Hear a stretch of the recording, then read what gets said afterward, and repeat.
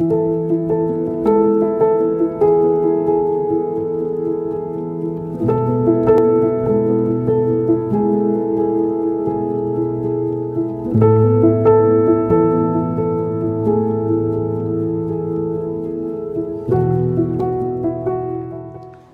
उन्होंने एक और आरोप लगाया, वो ये आरोप लगाया कि दसम ग्रंथ के अंदर बहुत सारा वर्णन नर्तकियों का आता है।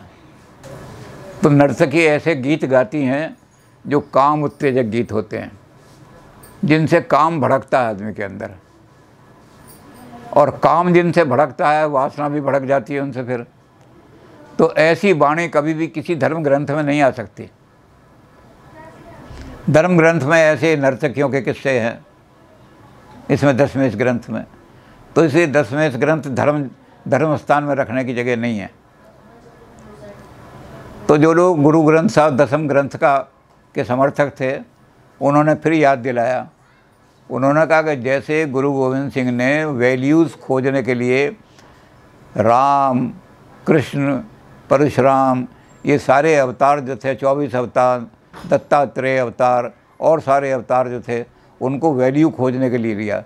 और राम का जो वर्णन है वो तो ऐसा वर्णन है कि जो बिल्कुल वीरता का वर्णन है। जैसे तुलसीदास जी ने राम को कम वीर दिखाया है, इसमें सारा चरित्र ही वीर चरित्र है। उसमें तो सारे रस है, तुलसीदास जी में तो उसमें श्रृंगार रस भी है और दूसरे रस भी हैं। लेकिन इनकी जो रामायण है, इन्होंने जो राम का चरित्र लिखा है वो वीर रस का चरित्र लिखा है सारा का सारा। तो जब वीर रस का चरित्र ढूंढोगे तो कहाँ से लाओगे? पुराने सारे संस्कृति को, भारत की संस्कृति को खोज काज करके। क्योंकि हम हमेशा यूरोप को जगाया तो उन्होंने जगाया कि जो जस्टिस का कंसेप्ट अरस्तु से लाए थे। सारे और यूरोप के अंदर इनजस्टिस फैला था। राजा जो थे वो ऐसे हो गए थे, अनजस्ट, जनता को लूट करके खा रहे थे, जनता को मार रहे थे। तो वहाँ कंसेप्ट जगाना था कि लोगों के अंदर जागृति पैदा करो, जस्टिस के लिए खड़े हो जाओ। तो जस्टिस का कंसेप्ट कहाँ से लाए? तो पीछे गए, कहाँ मिला उनको? एरिस्टोटल में मिला उन्हें। फिर सत्य के लिए कौन मर सकता है, ये खोजने लगे कि जब तुम आज पतन हो गया तुम्हारा मोरलिटी का इतना दृष्टि से, तो कैसे किस आधार पर तुम खड़े होगे? तो उन्होंने खोजा, पीछे गए, उनके थिंकर, बड़े बड़े थिंकर जो थे वो पीछे गए और सारे जा कर के उन्होंने देखा, हो सुकरात में मिलेगा हमें, कितना ज़बरदस्त आइडियल मिलेगा। रसल कह रहे हैं, humanity died the same day when A saintly person like Socrates was crucified. Now it is the blood of Socrates that is running in our veins that some humanity is preserved. Russell जैसा modern आदमी कह रहा है कि मानवता तो उसी दिन मर गई थी जिस दिन रसल जैसे महान, उस सुकरात जैसे महान आदमी को क्रूसीफाई किया था तुमने, उसको जहर दिया था। आप जहर सुकरात को नहीं दे रहे थे, बल्कि आप जहर मानवता को दे रहे थे, और मानवता उस दिन मर गई थी। अब मानवता कहाँ से आई? मानवता थोड़े तो कहते हैं वो जो सुकरात ने अपना खून दिया, वो ब्लड ऑफ सोक्रेटिस जो है, उसमें से कुछ जो हमारी रगों में आ गया है, हमारी वेन्स में आ गया है, उस वेन्स के कारण आज थोड़ी बहुत मानवता हमारे अंदर दिखाई दे रही है या हमारे समाज में दिखाई दे।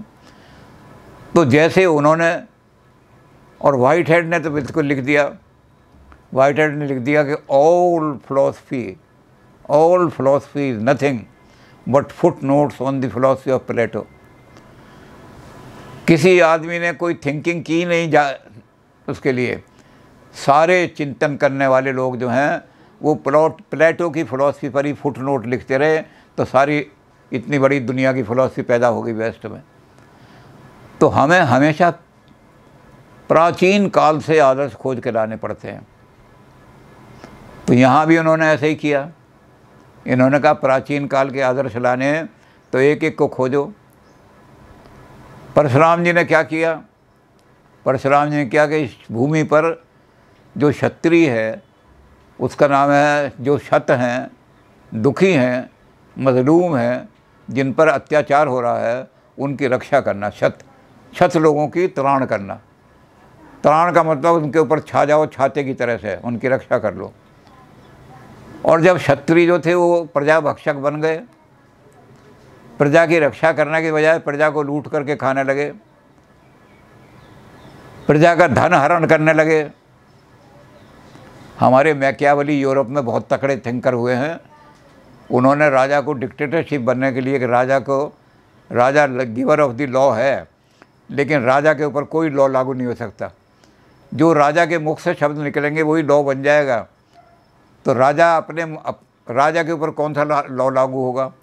लेकिन उन्होंने कहा दो चीज़ों से बचना चाहिए राजा को। एक तो ये कि अपनी प्रजा की जो स्त्रियां हैं उन पर राजा बुरी निगाह ना डाले कभी भी, तब उसका पतन हो जाएगा। और दूसरी चीज़ ये क्या, प्रजा का धन लूट करके ना खाए हो। तो मैकियावेली जैसा आदमी जो डिक्टेटरशिप का समर्थक है कि अगर इन दो चीज़ों से राजा बचा रहा तो फिर उसको राज को कोई नहीं हिला सकता, वो डिक्टेटर बन जाएगा। तो परशुराम जी ने भी देखा कि यहाँ तो राजा उल्टा काम कर रहे हैं। मैकियावेली कह रहा है कि अपने जो अपना राज्य है उसकी नारियों पर बुरी निगाह मत डालना और प्रजा का धन मत लूटना। यहाँ क्षत्रिय जो है प्रजा का धन लूट रहे हैं। वो जमदग्नि का पुत्र है, ऋषि का पुत्र है परशुराम, और उन ऋषियों को लूटने के लिए राजा आया है। वो उसकी गाय लूट करके ले गया। भाई तुम राजा हो, गाय कहीं और से खरीद लो, लेकिन एक ऋषि की गाय छीन के ले गए। तो परशुराम जी ने प्रतिज्ञा की कि ऐसे आतताई, ऐसे अनाचारी राजाओं को इस भारत के अंदर नहीं रहने दूंगा। उन्होंने फरसा उठाया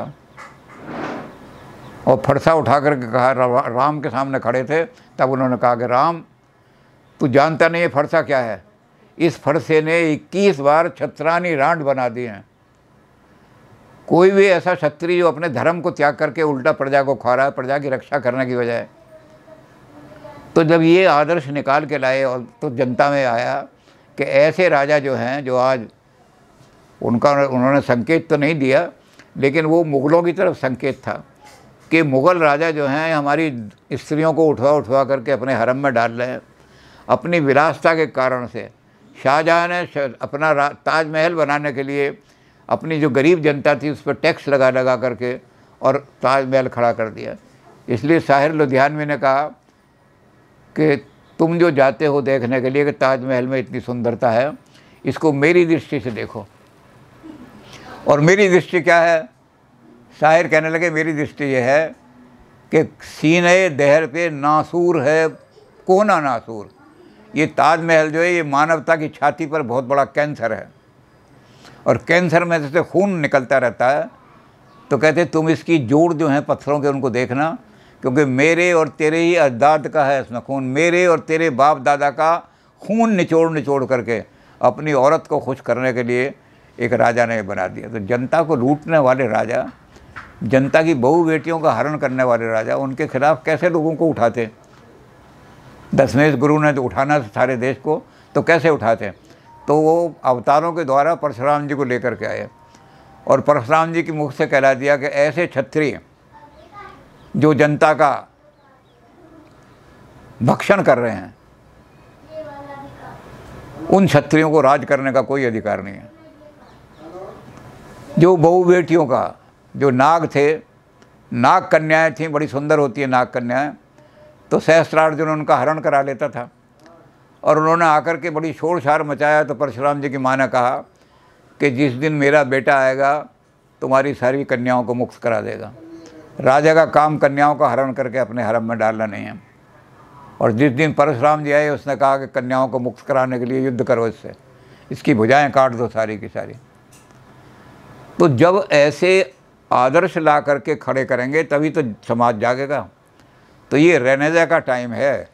गुरु दशमेश गुरु ने रेनेजा, नव जागरण के लिए सारे आदर्श पुरुष वो खारे इतिहास से, भारत की लंबी संस्कृति से खोज करके लाए और उनको खोज करके यहाँ रख दिया।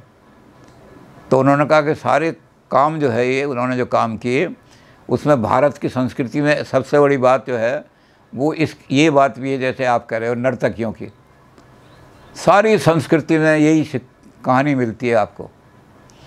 जब भी कोई आदमी तपस्या करने के लिए बैठा उन्होंने कहा इसका संदर्भ देखो, संदर्भ क्या है, वो नर्तकियाँ कहाँ आई हैं और उन्होंने कहाँ नृत्य किया है, और उन्होंने जो वाणी बोली है वो लोगों को लुभाने वाली, उनके मन में काम उत्पन्न करने वाली वाणी वो कहाँ बोली है। तब आपको पता लग जाएगा कि ये वाणी हर ग्रंथ में, धर्म ग्रंथ में है। कोई सा धर्म ग्रंथ उठा लो, उसमें ऐसी वाणी है। तो उन्होंने बताया, उन्होंने कहा कि हमारी संस्कृति में आदिकाल से, जब से दुनिया बनी है, यही परंपरा चली आ रही है कि जब कोई आदमी तपस्या करने के लिए बैठता है तो देवता कांप जाते हैं कि ये आदमी देव आसन लेने के लिए तपस्या कर रहा है। तो सबसे पहला हमारे यहाँ क्या हुआ कि भगवान शंकर तपस्या करने के लिए बैठ गए। लगी समाधि अखंड अपारा, और जब उनको ये पता लगा राक्षसों को कि भगवान शंकर ने अब तो अखंड समाधि ले ली है, तो उन्होंने कहा कि अब तो हमारा बिल्कुल ऐसा आ गया कि दुनिया को मारो, काटो, लूटो, कुछ भी करो, कोई हमें रोकने वाला नहीं है, क्योंकि हमें रोक सकते थे शंकर, वहाँ बैठ गए। तो उन्होंने यही काम करना शुरू कर दिया। तारकासुर ने वरदान मांगा देवताओं से कि एक वरदान दे दो। उन्होंने कहा देखो, अमरता का वरदान तो मिल नहीं सकता, क्योंकि जो आदमी पैदा हुआ उसे मरना पड़ेगा। काल के अंदर जो आया है उसे काल के अंदर जाना भी पड़ेगा, तो इसलिए तुम और वरदान मांग लो। तो उसने कहा शंभु शुक्र संभूत सुत सो रण मारे मोह।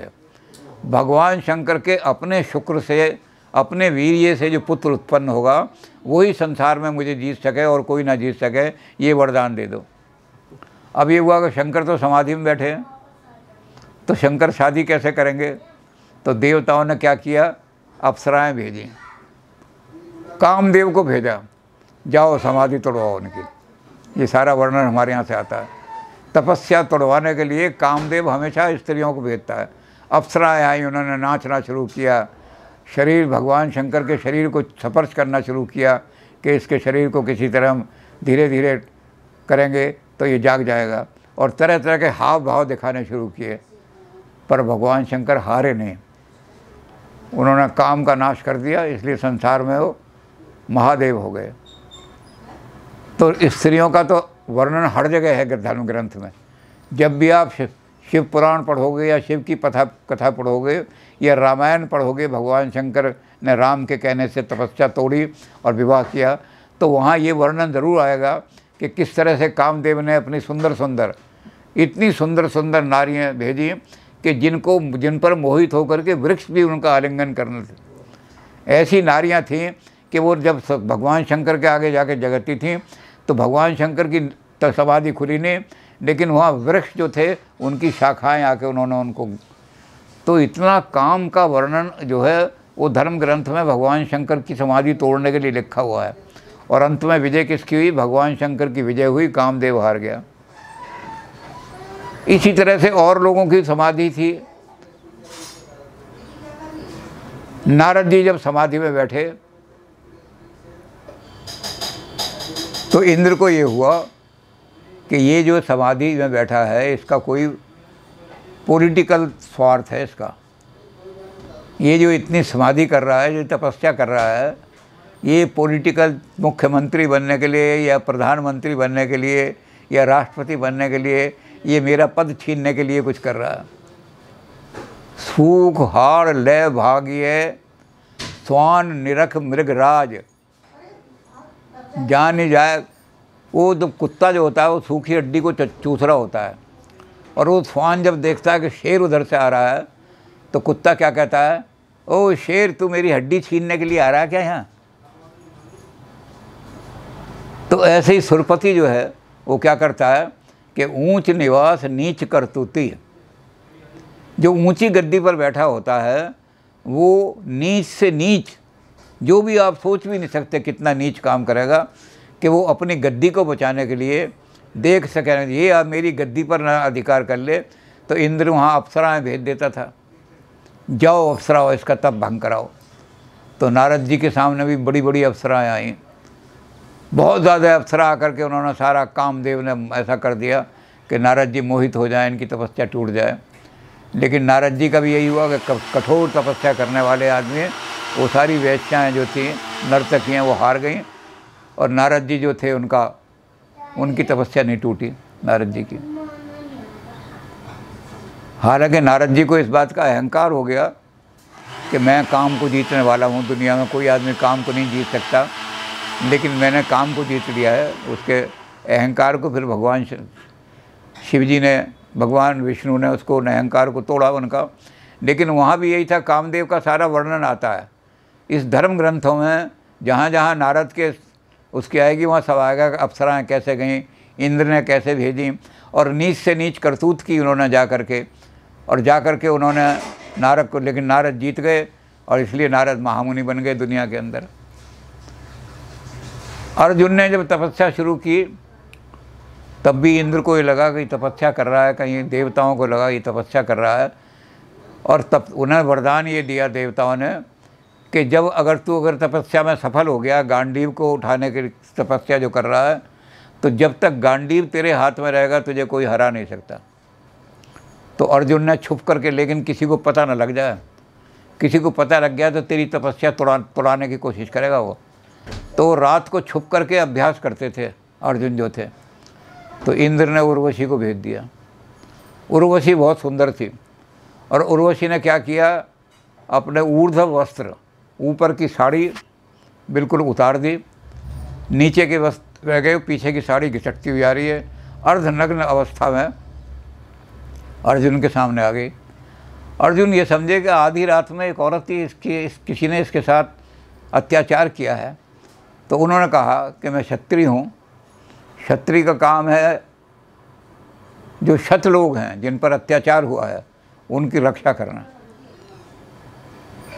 तो आज तेरी जो पीड़ा है, तेरा दुख जो है, अगर इसका मैंने हरण नहीं किया तो मैं क्षत्रिय वंश से नहीं हूँ, इसका मतलब क्षत्रिय कहलाना छोड़ दूंगा मैं। तो कहने लगी मेरे दुख की पीड़ा तो हरण कर लेगा, इसके लिए गांडीव की सौगंध खा। अब गांडीव तो अर्जुन का सारी जान है, उसी के सारे लड़ाई लड़नी है। लेकिन अर्जुन ने गांडीव उठा के कहा, प्रतिज्ञा की कि तेरे पर जो दुख पड़ा है उस दुख का हरण आज मैंने नहीं किया तो मेरे शत्रुत्व पर लानत है। तब वो जो थी उर्वशी खड़ी हो गई। उर्वशी कहने लगी कि मेरी वेदना ये है कि आज की रात मैं चाहती हूँ तेरा जैसा पुत्र मुझे मिल जाए, तू मुझे एक पुत्र पैदा कर दे आज की रात, तो मेरा दुख हरण हो जाएगा। अब अर्जुन के सामने बड़ा संकट आ गया। अर्जुन ने गांडीव की सौगंध खाई, लेकिन वो बैठ गया ध्यान में, कहने लगा माता तो बाद में कहा, उसने कहा कि ऐसा है कि मैं सोचूं क्या करना है मुझे। मैंने गांडीव की कसम खा ली। 5 मिनट उसने सोच के भगवान का ध्यान किया, उसके मन में एकदम ज्योति जागी, और उसने खड़े होकर के कहा, उसने कहा कि देखो आज की रात पुत्र तो उत्पन्न कर दूंगा मैं, पुत्र हो जाएगा उत्पन्न, लेकिन वो मेरा ही जैसा बलवान हो, मेरा ही जैसा शूर हो, मेरा ही जैसा तपस्वी हो, और मेरा ही जैसा गांडीव धारण करने वाला हो, इस बात की कोई गारंटी नहीं। वो हिजड़ा भी हो सकता है, नपुंसक भी हो सकता है, वो कुत्ते की तरह भागने वाला भी हो सकता है, वो सिंह की तरह गर्जने वाला हो, ज़रूरी नहीं है। तो कह रही तूने तो प्रतिज्ञा की है। उसने कहा मेरी प्रतिज्ञा का एक ही तरीका है कि आज मैं आपका पुत्र बन जाता हूँ। मैंने प्रतिज्ञा किया कि ऐसे ही तूने कहा कि तेरा जैसा पुत्र चाहिए, तो मैं आपका पुत्र बन जाता हूँ, आप मेरी माँ।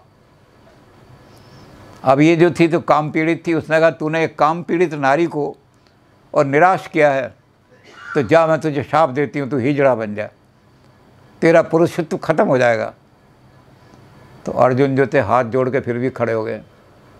अर्जुन ने कहा कि जब मैंने तुझे माता कह दिया तो संसार के अंदर सारे शास्त्र ये कहते हैं कुपुत्रो जायते कुछ दपि कुमाता न भवति।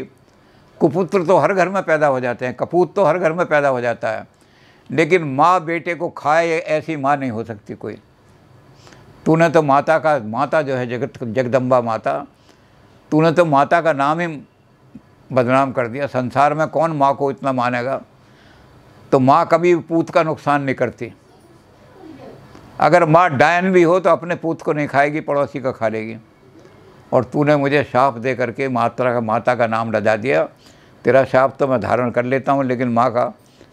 तो उर्वशी की आंखें खुल गईं। कहने लगी बेटा मैं उस समय काम आंध हो रही थी जब मैंने शाप दे दिया था, अब मैं ये तुझे कहती हूँ कि मैं अपना शाप तो वापस हो नहीं सकता, लेकिन कहती हूँ कि तू नपुंसक बनेगा, हीजड़ा बनेगा तो उस समय बनेगा जबकि तुझे उसकी आवश्यकता होगी, अपनी इच्छा के अनुसार बनेगा और केवल 1 साल के लिए बनेगा, सारी आयु के लिए नहीं।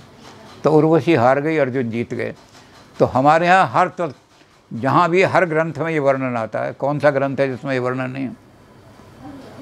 महाभारत में अर्जुन की तपस्या का, तो वहाँ सारी नर्तकी आई हैं और उन्होंने नर्तकियों ने आकर के, जहाँ रामायण में वर्णन आएगा या स्कंद पुराण में वर्णन आएगा नारद जी की तपस्या का, तो सारी नर्तकी आई हैं नारद उनका तपस्या तोड़ाने के लिए। इसी तरह से भगवान शंकर जो सबसे बड़े थे, वहाँ कामदेव ने कितनी स्त्रियाँ भेजी, कितनी नारियाँ भेजी और भगवान शंकर की तपस्या नहीं तोड़ी। तो इसी तरह से जब दशमेश गुरु तपस्या कर रहे थे हेमकुंड में, तो ऊंच निवास नीच करतूती, जो ऊंचे पद पर बैठा हुआ इंद्र देवता, वो नीच से नीच करतूत वो समझा कि ये इंद्रासन लेने के लिए तपस्या कर रहा है हेमकुंड में। तो उसने क्या किया, उसने नर्तकी भेज दी। ये नर्तकी वही नर्तकी हैं जिनको तपस्या शुरू से ही आदिकाल से तपस्या भंग करने के लिए और भेजा जाता रहा है। तो ये कोई नर्तकी संसार की नहीं है, वही नर्तकियाँ जो आती हैं, हाव भाव दिखाती हैं, ऐसे गीत गाती हैं, ऐसा संगीत गाती हैं जिससे लोगों के मन में काम जाग जाए। लेकिन जो इनको जीत लेता है नर्तकियों को, वही संसार में महापुरुष होता है। उसको फिर कोई हरा नहीं सकता, पराजित नहीं कर सकता। तो हेमकुंड में जब मैं तपस्या कर रहा था, उस समय इंद्र ने ये नर्तकियाँ भेजी। क्यों भेजी? वही ऊंच निवास नीच करतूती। जो ऊंची गद्दी पर बैठने वाला आदमी है, वो अपनी गद्दी को बचाने के लिए नीच से नीच काम कर सकता है। आप सोच भी नहीं सकते कितना नीच काम करेगा। मैंने एक कहानी छोटी सी लिख दी थी इस बारे में, तो यहाँ मिनिस्टर बिगड़ गए थे। उर्दू में लिखी थी, वो कहानी तो लंबी थी लेकिन शॉर्ट ये था कि एक आदमी जो था वो इलेक्शन में खड़ा हुआ। तो इलेक्शन में खड़ा हुआ तो जब वो भाषण देने जाता था तो 60-70 से ज़्यादा आदमी नहीं जुड़ते थे। तो उसने लोगों से कहा कि भाई क्या बात है, मैं जाता हूँ, भीड़ नहीं जुड़ती, तो कैसे इलेक्शन लड़ूंगा? तो उन्होंने कहा एक काम करो, बम्बई से किसी एक्टर को बुला लो, वो एक्टर आपका प्रचार करेगा, भीड़ जुड़ जाएगी, फिर आप अपनी बात कहना वहाँ। तो उसने एक्टर को बम्बई से बुला लिया। अब वो जब एक्टर वहाँ बुला लिया तो भीड़ जुड़ने लगी, उस एक्टर को देखने लगी। वो 2-2 हज़ार 1-1 हज़ार आदमी जुड़ रहे हैं और वहाँ ये खड़ा होकर देखने लगा। तीसरे दिन चौथे दिन इसकी लड़की ने कहा कि पिताजी मैं आपका प्रचार करने नहीं जाऊँगी। उसने कहा बेटी अब तो सारा भीड़ जुड़ने लगी इतनी और तू पोस्टर लगाने नहीं जाएगी तो क्या मैं कैसे जीतूँगा? उसने कहा मैं बिल्कुल नहीं जाऊँगी, मेरी इज़्ज़त लुट चुकी है, मेरी इज़्ज़त पर हाथ पड़ चुका है। तो अंदर से बंदूक लेकर के आए वो। तेरी इज़्ज़त पे हाथ डालने वाला कौन आदमी है? जानता नहीं, मेरा नाम नहीं जानता, आज बंदूक से उड़ा दूंगा उसको, मुझे नाम बता उसका। कि मैं नाम नहीं बताऊंगी। कहते नहीं बताएगी तो तुझे उड़ा दूंगा कि लोगों को तू झूठा बदनाम कर रही है। तो कहने लगी जो एक्टर आपने बनाया है बम्बई से, इसने मेरी इज्जत पर हाथ डाला है, मैं इसके साथ काम नहीं करूँगी। तो वो जो नेता थे उन्होंने क्या काम किया, बंदूक उठाई हुई थी उसको जाकर कोने में रख दिया और उन्होंने कहा कि बेटी जब तेरी इज्जत लूटी गई थी तो 5-7 दिन और चुपचाप बैठी रहती, मेरा इलेक्शन तो लड़ने नहीं देती। तो ऊंच निवास नीच करतूती, अपनी गद्दी बचाने के लिए आदमी नीच से नीच करतूत कर सकता है। तो इंद्र ने भी नीच से नीच करतूत किए नर्तकी भेजी हैं हेमकुंड में। 10वें गुरु जो हैं 10वें पातशाह, वो तपस्या कर रहे हैं बड़ी भारी, और तपस्या में यही मांग रहे हैं कि मुझे अगला जन्म ऐसा दो कि जहाँ दुष्टों का संहार कर सकूं और संतों का पालक बन सकूं। ये वरदान मांगने के लिए वहाँ अखंड तपस्या हो रही है और उस तपस्या को भंग कराने के लिए नर्तकियाँ आई हैं, लेकिन उस तपस्या को तुड़ा नहीं सकी। तो नर्तकियों की वाणी तो हर ग्रंथ में है, हर धर्म ग्रंथ में वो नर्तकियाँ आती हैं तपस्या को भंग करने के लिए महापुरुषों की, और जो उनको जीत लेता है वो महापुरुष बन जाता है।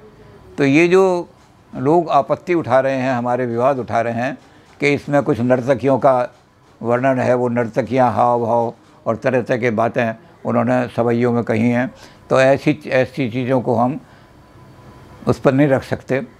तो उसका भी इन्होंने इस तरह जवाब दे दिया जो लोग 10वें ग्रंथ के समर्थक थे। उन्होंने कहा कि ये तो शुरू काल से होता है, जब से दुनिया बनी है, शिव जी के ज़माने से सारे ग्रंथों में ये मिलेगा और नर्तकियों का वर्णन मिलेगा।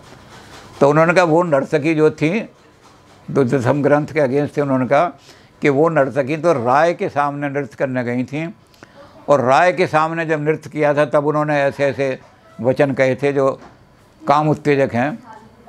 तो इन्होंने कहा कि राय कोई और नहीं था, गुरु गोविंद सिंह ही राय थे। आज भी हम उनको पातशाह ही कहते हैं, दसम पातशाह, और उस समय भी उनके पिछले जन्म में भी वो राय कहलाते थे, क्योंकि वो जितने बड़े बड़े उस जन्म में जो बड़े बड़े तपस्वी थे, उनमें सबसे बड़े तपस्वी यही थे। इनको सारे तपस्वी अपना राय मानते थे, ये हमारा राजा है तपस्वियों का। तो राय जो है कोई राजा नहीं जिसके आगे नर्तकियों का वर्णन आया हो। वो राय गुरु गोविंद सिंह हैं, दसम ग्रंथ हैं, क्योंकि संतों के राजा हैं, वो महापुरुषों के राजा हैं, तपस्वियों के राजा हैं। और हेमकुंड में तपस्या करने गए तो सब लोगों ने, संतों ने कहा कि आपकी तपस्या सफल होगी तभी दुष्टों का नाश होगा, आपकी तपस्या सफल होगी तभी दुष्टों का संहार होगा और संतों की रक्षा होगी। तो कहते हैं राय जो है कोई राजा नहीं है, ये गुरु गोविंद सिंह का ही नाम है राय। तो इस तरह से उन्होंने दसम ग्रंथ के पक्ष में बहुत सारी दलील देने की कोशिश की। लेकिन उस समय जो सिख को अपने आप को रिफॉर्म मूवमेंट जो कहते थे, उन्होंने ये निश्चय किया कि नहीं, दसम ग्रंथ को हम गुरुद्वारे में नहीं रखेंगे, आदि ग्रंथ के बराबर नहीं रखेंगे। उन्होंने एक और दलील दी, उन्होंने कहा कि जो प्रथम गुरु हैं हमारे आदि गुरु, उनके बराबर दसम गुरु कैसे हो सकते हैं। दसम गुरु ने कभी नहीं कहा कि मैं आदि ग्रंथ के बराबर हूँ, मैं आदि गुरु के बराबर हूँ। तो जब आदि गुरु के बराबर उन्होंने कहीं क्लेम नहीं किया अपने आप को, तो उनके बराबर उनकी वाणी कैसे रख दी जाए। तो इसके लिए भी उन्होंने कहा कि गुरु दसम ग्रंथ ने कभी नहीं माना। लेकिन दसम ग्रंथ ने जो वाणी दी है, जैसे गुरु नानक देव जी की वाणी जो है, उसको भी गुरु नानक देव जी ने गद्दी पर नहीं रखा। गुरु ग्रंथ साहब को गुरु नानक जी ने स्थापित नहीं किया। गुरु ग्रंथ साहब को पंचम गुरु ने आकर के गुरु अर्जुन देव जी ने स्थापित किया। तो गुरु गोविंद सिंह तो नहीं कहेंगे कि मैं गुरु उनके बराबर हूँ और मेरी वाणी पढ़नी चाहिए, क्योंकि आदि गुरु ने नहीं कहा था। कहीं गुरु नानक देव जी का ये वचन नहीं मिलता कि मेरी वाणी को इस तरह से गद्दी पर रखना और इसका पूजन करना, कहीं नहीं मिलता उनका कहना। वो तो वाणी इकट्ठी करते रहे सारे।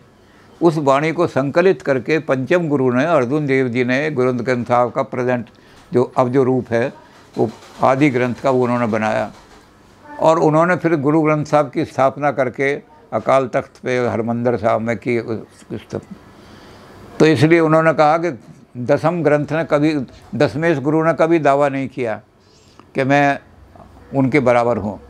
ना कभी उन्होंने ये कहा कि मेरे ग्रंथ को उनके बराबर का दर्जा मिलना चाहिए। लेकिन जो उनके अनुयायी हैं, जो उनके पालन हैं, उन्होंने इस वाणी के लिए, इस वाणी को संकलित करके, जो उनकी वाणी है, और इस वाणी पर उनकी जो गुरु गोविंद सिंह की जो महारानी थी, माता सुंदरी, उन माता सुंदरी से कंपाइल कराने में उन्होंने सहयोग लिया पूरा। तो माता सुंदरी ने उसमें सहयोग दिया, और माता सुंदरी के सहयोग के बाद ये हमने गुरुद्वारे में स्थापित करके प्रथम गुरु के साथ इसका पाठ शुरू किया। तो ये जो दलील है कि पहले गुरु के साथ हम 10वें गुरु को कैसे, उन्होंने कभी कहा ही नहीं, वो तो आदि। तो इन्होंने कहा कि उन्होंने कभी नहीं कहा, उन्होंने अपना ग्रंथ भी स्थापित नहीं कराया। तो दसम ग्रंथ भी गुरु गोविंद सिंह थोड़ी कहेंगे कि मेरा ग्रंथ स्थापित करो। ये तो उनके अनुयायी जो हैं, जिन्होंने उनको संकलन किया है, और माता सुंदरी ने उसको अच्छी तरह से एडिट किया है, उसको देख करके रखा है। तो इसको यहाँ स्थान मिल जाना चाहिए।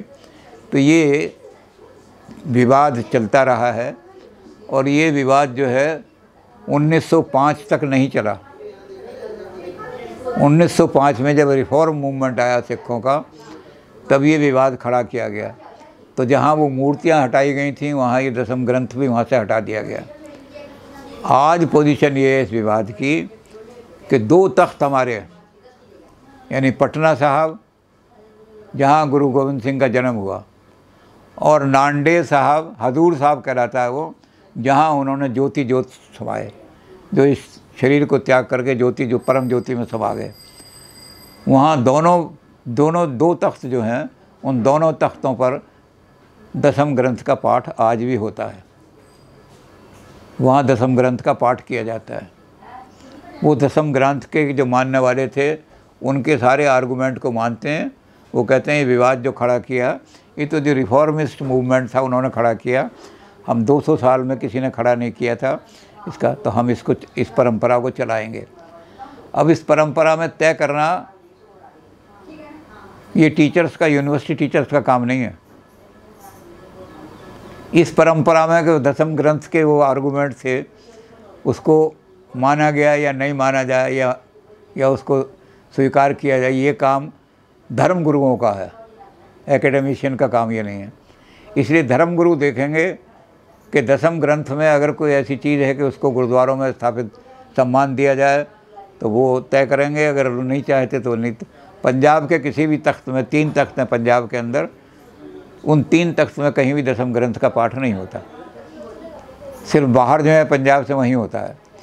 तो इसलिए हम इसके बारे में कुछ नहीं कह सकते कि कौन सी बात वो ज़्यादा है, और या ये जो इन्होंने जो इनके समर्थकों ने जो पक्ष दिए हैं उसको उसमें ज़्यादा वजन है या उसमें ज़्यादा वजन है। ये जो अनुयायी हैं सिख धर्म के, वो या तो अनुयायी तय करेंगे या इनके धर्मगुरु तय करेंगे कि कौन सा ग्रंथ जो है हमने अपनाना है और कौन से ग्रंथ को हमने गद्दी से रख देना है। हालांकि धर्म बड़ा, दसम ग्रंथ को भी बड़ा पवित्र माना जाता है, दसम ग्रंथ को घटिया नहीं मानते, लेकिन सिर्फ ये कि उसका पाठ गुरुद्वारों में नहीं होना चाहिए, ये रिफॉर्म मूवमेंट ने किया है। तो इस पर निर्णय भी रिफॉर्म मूवमेंट वाले या सिख जो जत्थेदार हैं या जो 5 तख्त हैं वो ही मिल कर के कर सकते हैं, इसका निर्णय हम नहीं कर सकते। वैसे सारे संसार के अंदर ये परंपरा है कि बाद में 5 पंथ जो हैं अलग अलग रास्ते अलग अलग हो जाते हैं। अब जिन्होंने अमृत नहीं छका वो भी अपने आप को सिख कहते हैं, जबकि गुरु गोविंद सिंह ने कहा कि आप पोहल ला करके वो जो खड़ग है, खंडा है, उस खंडे से आप उसको पानी को चीरेंगे और चीरने के बाद वो अमृत जो है उसका कराएंगे, तब वो जा कर के जो अमृतधारी सिख है वही सिख होगा। लेकिन नामधारी जो हैं वो ना केश रखते हैं, ना कड़ा पहनते हैं, ना सीधी कुछ, कोई बात नहीं। तो वो जो हैं अपने आप को लेकिन सिख कहते हैं, वो नामधारी सिख। तो ये बंटवारा कैसे हो गया? क्योंकि जब आगे कोई धर्म चलता है तो उस धर्म के अंदर कुछ ऐसे लोग हैं जो एम्बिशन जिनकी ज़्यादा होती है, वो कहते हैं जी हम भी गुरु बन जाएं। अब जब गुरु कोई आ ही नहीं सकता तो तुम कैसे गुरु बन के बैठ जाओगे? या और लोग हैं, उन्होंने किया कि निरंकारी संप्रदाय बन गया, उन्होंने कुछ गुरु ग्रंथ साहब में भी कुछ मॉडिफिकेशन करने की कोशिश की, तो लोगों ने उनको यहाँ तक कह दिया कि ये तो निरंकारी लोग तो ऐसे हैं जो सिख विरोधी हैं, धर्म विरोधी हैं, और इनको तो बिल्कुल मार ही देना चाहिए सारे। उनके ऊपर उन्होंने धर्मद्रोह का केस भी चलाने के लिए। तो अब आए, उन्होंने गुरु ग्रंथ साहब में तुम्हें क्या अधिकार है परिवर्तन करने का, लेकिन उन्होंने आर्गूमेंट दिए, उनके जो गुरु थे, जो निरंकारियों के गुरु थे, उन्होंने आर्गूमेंट दिए कि नहीं ये गुरु ग्रंथ साहब में ये परिवर्तन करना चाहिए, तो निरंकारी आ गए। तो अब ये है कि अब बाद में आकर के लोग जो हैं वो अपने अपने रास्ते चुन लेते हैं कोई भी। पहले ही गुरु जो थे उन्होंने अपने पुत्रों को गद्दी पर नहीं बिठाया, और श्रीचंद जी और उनके जो पुत्र थे उनको नहीं बिठाया, अंगद देव जी को बिठाया। तो उन्होंने क्या काम किया, उन्होंने अपने पंथ चला दिए, उदासी चल दिए, निर्मला चल दिए। और निर्मला भी अपने आप को सिख कहते हैं, उदासी भी अपने आप को सिख कहते हैं, लेकिन गुरु नानक देव जी ने उनको अपने गद्दी नहीं दी। तो हम सिख धर्म में भी ऐसे जैसे और धर्म में लोग तरह तरह के संप्रदाय खड़े हो जाते हैं, तो ये सिखों में भी खड़े हो गए हैं। लेकिन मूल चीज़ जो है वो 2 ही हैं मूल। प्रथम गुरु सिख धर्म की बुनियाद डालने वाले, दशमेश गुरु सिख धर्म को परफेक्ट करने वाले, और जब वो परफेक्शन हो जाती है तो उसमें ना कोई ऐड हो सकता है ना कोई घटाया जा सकता है। तो सिख धर्म जब परफेक्ट हो गया तो उन्होंने कहा कि अब कोई गुरु नहीं आएगा अब किसी गुरु से आप मतलब आज्ञा भई अकाल की, तभी चलायो पंथ, सब सिखन को हुक्म है, गुरु मानियो ग्रंथ। और ये खालसा जब लड़ता है तो पॉलिटिकल पर्पज़ के लिए नहीं लड़ता, ये खालसा का गुण है। खालसा जब लड़ेगा, शस्त्र उठाएगा तो किस लिए? वाहे गुरु जी का खालसा, धर्म के लिए लड़ेगा। उस भगवान की जो प्रेरणा है, भगवान की प्रेरणा है धर्म का, कि धर्म की रक्षा कर, तो वो लड़ेगा किस बात के लिए? वाहे गुरु ने जो धर्म चलाया है, वाहे गुरु ने जो धर्म दिया है, जो उन्होंने आदेश दिया है, वाहे गुरु जी का खालसा हूँ मैं। ना मैं गुरु गोविंद सिंह का खालसा हूँ, ना मैं रंजीत सिंह का खालसा हूँ, ना कि हरि सिंह नलवा का खालसा हूँ, ना किसी और का खालसा हूँ। मैं उस वाहे गुरु का खालसा हूँ, उस भगवान की फ़ौज हूँ मैं। इसलिए जब धर्म पर कोई आँच आएगी तब खालसा खड़ा हो जाएगा शस्त्र लेकर के। तो गुरुदेव जी, गुरु नानक देव जी का सारा, दशमेश गुरु का सारा वर्णन एक वीरता का वर्णन है, मरे हुए देश को जगाने का वर्णन है। मरे हुए देश में जान फूंक दी उन्होंने, सबको खड़ा कर दिया। और साथ साथ में ये भी है जो विवेकानंद जी ने कहा था, उसके बाद कल हमने उसके बारे में चर्चा की थी, कि विवेकानंद ने जो अपनी वाणी लिखी है उसमें लिखा है कि मैं सारी दुनिया में घूमा हूँ, दुनिया के सारे इतिहास में मुझे एक भी एग्जाम्पल इतनी नहीं मिली बलिदान की, सैक्रिफाइस की, इतनी बड़ी सैक्रिफाइस। अपने पिता के लिए भी विचित्र नाटक में सबका उन्होंने अपने जीवन का सारा वर्णन किया है, तो उसमें सारा वर्णन शुरू से आखिर तक आया है। तो उन्होंने लिखा कि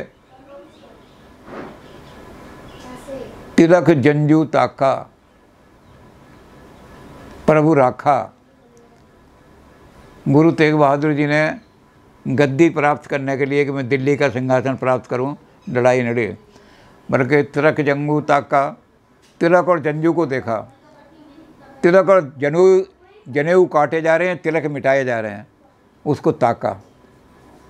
और फिर प्रभु राखा, उन्होंने कहा मैं रक्षा करूंगा इसकी।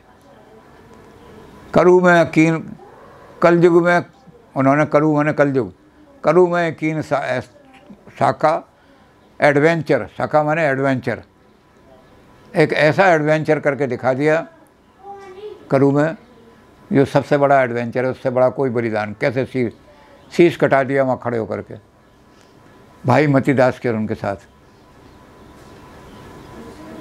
तो करू में, और शीश दिया पर सी ना की थी, शीश कटा दिया लेकिन मुंह से सी नहीं निकली, अड़े रहे।